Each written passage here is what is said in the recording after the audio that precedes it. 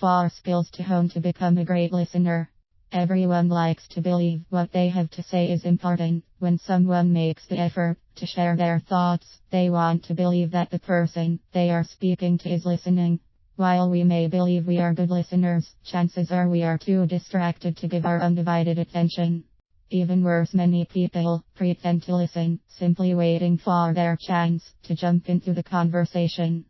Active listening is an important aspect of being a great leader, both in business and in other areas of our lives. These individuals understand that others want to be heard and understood. But becoming a great listener is not as hard as it may seem. By practicing these 5 important skills, it is possible to become a great listener and a great leader sooner than you would imagine. Be in the moment. It is very important to focus your mental awareness on the individual you are listening to in order to truly grasp and understand what they are sharing with you. Pushing distractions aside and giving the individual the gift of your undivided attention is key. For some, this may mean turning off the computer screen, turning the smartphone away, and putting away the magazine or book. Make sure to keep eye contact with the individual and portray a neutral, pleasant expression that is inviting to their ideas. Turn down the internal analyzer. Everyone begins to internally analyze a conversation while it is happening. This can easily take over your brain, making it impossible to truly hear what is being said while you have your own internal dialogue. Remember, there will be plenty of time after the conversation is over for you to analyze it. Make sure you spend the time you have with the other individual listening to what they have to say or how they feel.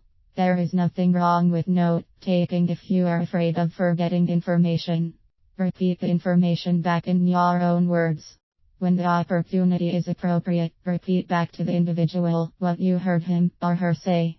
In some cases, what the individual says and how you interpret it can be 2 different things. An example of this is after an individual has expressed their concern for a lack of security in the building, you say, "So you are most concerned about the possibility of a security breach in the building.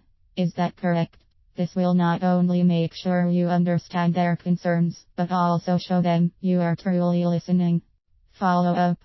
After the conversation has concluded, determine with the individual whether a follow-up conversation should take place. This type of check-in will let the individual know your concerns about what was shared and will help them to determine the relevancy of what was shared to your needs. Also make sure to share your appreciation with the individual for coming to speak with you and let them know that you found the conversation to be interesting and meaningful.